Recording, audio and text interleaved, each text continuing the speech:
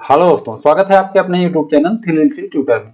जैसा कि आप जानते हैं कि कल मैंने एक वीडियो डाला था जिसमें हमने बात की थी कि लोकल ट्रांसफर के फॉर्म कब आएंगे, फॉर्म इस बार आएंगे भी कि नहीं आएंगे, क्या संभावना है फॉर्म आने की। तो इस बार फॉर्म आने की पूरी संभावना थी और जैसे मैं सर्च किया हूं तो मुझे फॉर्म मिल भी गया है। तो एक बड़ी खुशखबरी है कि इस बार लोकल ट्रांसफर के फॉर्म आ रहे हैं और एक केंद्रीय विद्यालय ऐसा मिला है, यानी एक रीजनल ऑफिस ऐसी मिली है जहां पर लोकल ट्रांसफर के फॉर्म आ गए हैं। तो आप अपने केंद्रीय विद्यालय में या अपने रीजनल ऑफिस में भी पता करें, हो सकता है आपके यहाँ भी लोकल ट्रांसफर के फॉर्म आ गए हैं। चलिए पहले हम देखते हैं कि किस केंद्रीय विद्यालय में लोकल ट्रांसफर के फॉर्म आए हैं।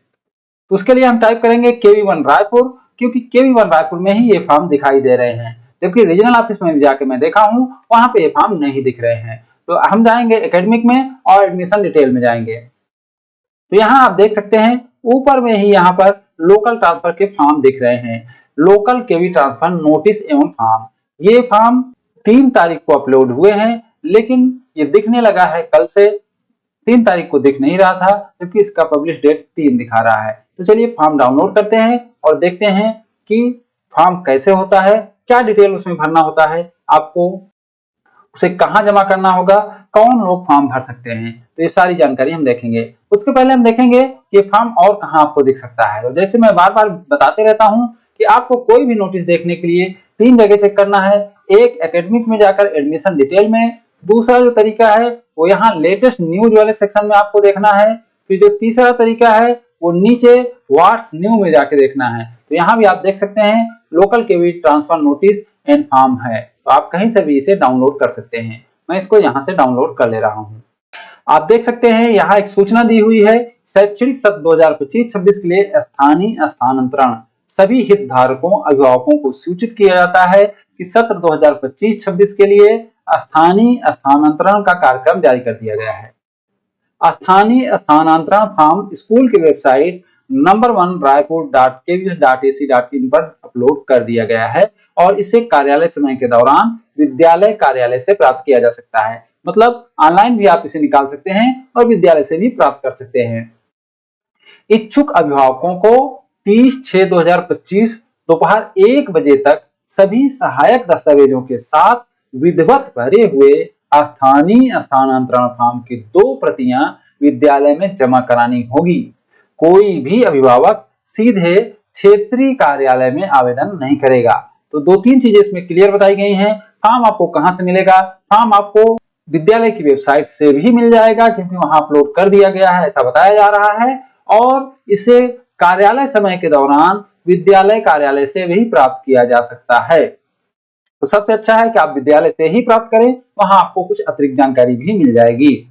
उसके बाद इसकी लास्ट डेट क्या है? इसकी लास्ट डेट जो है वह है 30/6/2025, यानी 30 जून 2025 को 1 बजे या उससे पहले सभी सहायक दस्तावेजों को विधिवत भरे हुए स्थानीय स्थानांतरण फॉर्म की 2 प्रतियां आपको भरनी है। 2 प्रतियां विद्यालय में जमा करानी होंगी, क्योंकि एक प्रति वो रखेंगे और एक प्रति जिस विद्यालय में आप एडमिशन चाह रहे हैं उसके लिए आगे बढ़ाई जाएगी। तो इसलिए 2 प्रतियां मांगी जा रही हैं। अब इसमें कहा जा रहा है कि आपको रीजनल ऑफिस में आवेदन नहीं करना है, आपको अपने केंद्रीय विद्यालय में आवेदन करना है, क्योंकि आपके अपने केंद्रीय विद्यालय में फॉर्म का स्क्रूटनिंग होगी, यानी चेक होगा, और उसके बाद उसमें प्रचार का साइन वगैरह होगा, उसके बाद वो आगे बढ़ाया जाएगा। इसलिए आपको विद्यालय में ही जमा करना है। इसी चीज को इंग्लिश में भी बताया गया है। तो ये बड़ी बात हो गई इस बार कि केंद्रीय विद्यालय में लोकल ट्रांसफर आ गए हैं। अब हम देखेंगे कि लोकल ट्रांसफर का फॉर्म कैसे होता है और उसे भरना कैसे है। तो ये लोकल ट्रांसफर का फॉर्म है। हो सकता है कि आपके केंद्रीय विद्यालय संगठन द्वारा अलग फॉर्म जारी किया जाए, मतलब थोड़ा सा अलग हो सकता है, क्योंकि ये KVS RO रायपुर द्वारा जारी किया गया है। इसको कैसे भरना है चलिए देख लेते हैं। तो इस फॉर्म को भरने के लिए सबसे पहले इसमें आपको उस केंद्रीय विद्यालय का नाम भरना है जहां आपका बच्चा पढ़ता है। उसके बाद फिर यहाँ जो डिटेल भरना है उसको भर के आपको क्लास टीचर से वेरीफाई कराना है। जैसे यहाँ बच्चे का नाम भराएगा, यहाँ पेरेंट की प्रायोरिटी कैटेगरी भराएगी, यहाँ बच्चा जिस क्लास में पढ़ता है, एवरेज इनरोलमेंट, एडमिशन जब हुआ था तब की डेट, किस क्लास में एडमिशन हुआ था, और एडमिशन के समय एड्रेस क्या था, और क्लास टीचर का साइन। तो इसमें बहुत सारी चीजें ऐसी हैं जिन्हें क्लास टीचर को भरना है। जैसे एवरेज एनरोलमेंट किसी को नहीं मालूम रहता, वो क्लास टीचर ही भरेंगे। यहाँ आप बच्चे का नाम भर सकते हो, पीआरटी कैटेगरी अगर पता है तो भर सकते हैं। जो जो जानकारी आपको एकदम कंफर्म हो उसे ही भरिए, बाकी क्लास टीचर के लिए छोड़ दिए, या तो पूरा छोड़ सकते हैं, केवल बच्चे का नाम भर के बाकी क्लास टीचर भरेंगे इसको। क्योंकि यहाँ 2 नंबर में लिखा हुआ है कि particular of student to be verified by the KV where the student is staying on the date of application. तो इसको वेरीफाई करना है केवी के द्वारा, इसलिए यहाँ सिग्नेचर का भी कॉलम बनाया गया है। अब आगे जो डिटेल भरना है वो है 3 number, particular of parent of student, यानी यहाँ माता पिता के बारे में डिटेल भरना है। Name of the parent, parent का नाम भरना है। डेजिग्नेशन भरना है। Office address where the parent is employed या पोस्टेड है, जहाँ माता पिता काम करते हैं वहाँ का address. Residential address of the parent, proof of resident to be attach, यहाँ आपका निवास का पता भरना है और उसका प्रूफ भी लगाना है। तो यहाँ अगर माता पिता दोनों हैं और दोनों नौकरी में हैं तो दोनों का भर सकते हैं। एड्रेस दोनों का सेम है तो सेम भर सकते हैं, आप एक का भी भर सकते हैं। अब यहाँ 4 नंबर में जो है आप जिस केंद्रीय विद्यालय में जाना चाहते हैं उस केंद्रीय विद्यालय का नाम यहाँ भरना है। फिर 5वां जो है वो एकदम से महत्वपूर्ण है, इसको ध्यान से देखेंगे, ध्यान से समझेंगे।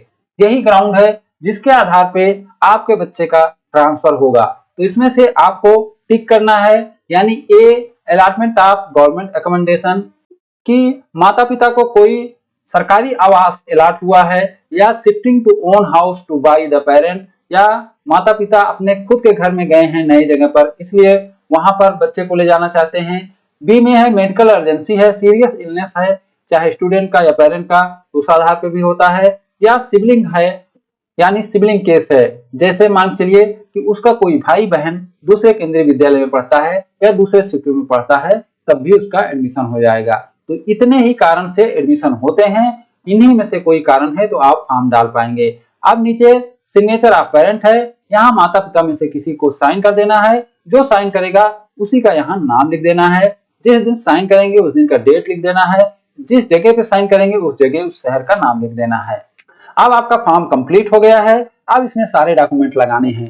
डॉक्यूमेंट क्या लगाने हैं? आपका बच्चा जिस क्लास में पढ़ता है उसका प्रूफ लगा देना है, बच्चे की डेट ऑफ बर्थ का प्रूफ लगा देना है, आपका एड्रेस प्रूफ लगा देना है, और इनमें से जो ग्राउंड में आप ट्रांसफर चाह रहे हैं उस ग्राउंड का सर्टिफिकेट लगा देना है, प्रूफ लगा देना है। जैसे अगर आप अलॉटमेंट ऑफ गवर्नमेंट अकोमोडेशन का के आधार पर ले रहे हैं तो आपको इसका अलॉटमेंट लेटर लगाना है।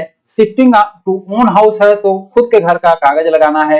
मेडिकल इमरजेंसी है तो डॉक्टर का दिया हुआ या इलाज से संबंधित डॉक्यूमेंट लगाने हैं।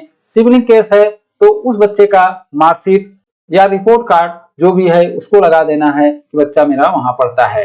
तो ये सब चीजें लगानी है और उसके साथ ही आपको इसे ले जाकर केंद्रीय विद्यालय में जमा कर देना है। इसके साथ कुछ चीजें और दी गई हैं। Recommendation by KV principal from where transfer is sought, तो आपके प्रिंसिपल के द्वारा एक रिकमेंडेशन दिया जाएगा जिसमें ये लिखा रहेगा कि मैंने सारे डॉक्यूमेंट चेक किए हैं और ये जो फॉर्म है वो एडमिशन गाइडलाइन 7B के अनुसार सही है और उसी रूल के तहत ये चाहा गया है। फिर यहाँ प्रिंसिपल अपना साइन और मोहर लगाएंगे और इसे आगे भेज देंगे। इसके साथ एक कमेटी का फॉर्मेट भी रहता है जिसे नीचे दिया गया है, to be filled by screening committee at regional level. तो ये रीजनल लेवल की बात है, रीजनल लेवल में इसे यूज किया जाएगा। The following member of the screening committee verify the document in the accordance with the reasons stated by the parent local transfer. The case has no merit for consideration and approval of the competent authority. The screening committee does not recommend the approval of local transfer of the student from KV to KV. Name of the member of screening committee, signature. तो ये क्या है? अगर इसमें आपके बच्चे का नाम आ गया तो मतलब आपका लोकल ट्रांसफर हो गया। तो यहाँ पर वो लोग एक बार चेक करेंगे और उसके बाद रेकमेंड करेंगे कि बच्चे को लोकल ट्रांसफर दिया जाए, किस केवी से किस केवी में लोकल ट्रांसफर दिया जाए। तो अगर इसमें हो गया तो आपके बच्चे का लोकल ट्रांसफर हो गया। तो इस तरीके से आपको प्रक्रिया भी समझ में आ गई होगी कि कैसे करना है। आपको फॉर्म भरना है, सारे डॉक्यूमेंट लगाना है, उसके बाद ले जाके आपको केंद्रीय विद्यालय में जमा करना है। केंद्रीय विद्यालय वाले देखेंगे, चेक करेंगे, जांच करेंगे। उसके बाद प्रिंसिपल एक रिकमेंडेशन देंगे कि ये जो रूल के तहत फॉर्म भरा गया है ये ठीक है, उसके बाद उसे रीजनल ऑफिस भेज देंगे। रीजनल ऑफिस में एक कमेटी रहेगी जो स्क्रीनिंग कमेटी कहलाएगी। वो स्क्रीनिंग कमेटी सभी बच्चों का देखेगी और उसमें जिसका सही रहेगा और जिसके लिए सीट खाली रहेगी, जगह रहेगी, उनका रिकमेंडेशन करेंगे और उनका नए केंद्रीय विद्यालय में ट्रांसफर हो जाएगा। तो उम्मीद करता हूं कि आपको प्रक्रिया समझ में आ गई होगी और आप फॉर्म को भी अच्छी तरीके से भर पाएंगे। इसी उम्मीद के साथ ये वीडियो समाप्त करता हूं।